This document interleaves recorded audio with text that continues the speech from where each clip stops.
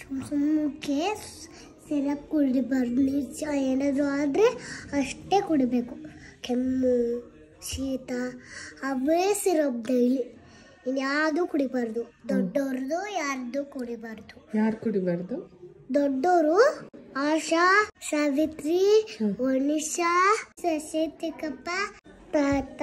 ಸರಿ, ಯಾರು ಏನ್ ಕುಡಿಬಾರ್ದು? ನಿನ್ ಸಿರಪ್ ನಾವ್ ಯಾರು ಕುಡಿಬಾರ್ದಾ? ಅಲ್ಲ, ನಿಮ್ ಸಿರಪ್. ನಮ್ ಸಿರಪ್ ನಾವು ಕುಡಿಬಾರ್ದಾ? ಯಾಕೆ? ನಿಮ್ ಗಬ್ಬು ಆಗಿ ಇರೋದು. ನಮ್ ಗಬ್ಬು ಆದ್ರೆ ಮತ್ತೆ ಹುಷಾರಾಗ್ಬೇಕಲ್ಲ, ಸಿರಪ್ ಕುಡಿಬೇಕಲ್ಲ ನಾವು. ಆ ಸಿರಪ್ ಕುಡಿಬಾರ್ದು. ಮತ್ತೆ ದೊಡ್ಡವ್ರ ಸಿರಪ್ ಕುಡಿದ್ರೆ ಗ್ಯಾಸ್ಟ್ರಿಕ್. ಗ್ಯಾಸ್ಟ್ರಿಕ್ ಆಗುತ್ತಾ? ಯಾರು ಹೇಳಿದ್ದ? ಯಾರೋ ಒಬ್ರು ಹೇಳಿದಾರೆ. ಮತ್ತೆ ಹೆಂಗ್ ಹುಷಾರ್ ಮಾಡ್ಕೊಳ್ಳೋದು ಹೆಂಗ್ ನಾವು? ಒಂದ್ಸತಿ ಆಮೇಲೆ ಕೈ ಎತ್ತು ಈ ತರ ಮಾಡು. ಒಂದ್ ನಿಮಿಷ ಇರಿಲಿ.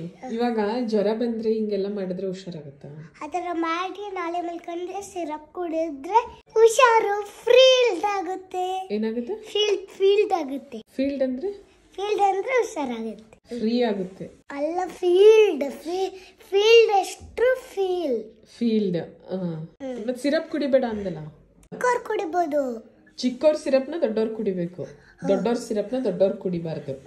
ಯಾಕಂದ್ರೆ ಗ್ಯಾಸ್ಟ್ರಿಕ್ ಅಂದ್ರೆ ಗಂಟ್ಲೆ. ಹೌದಾ?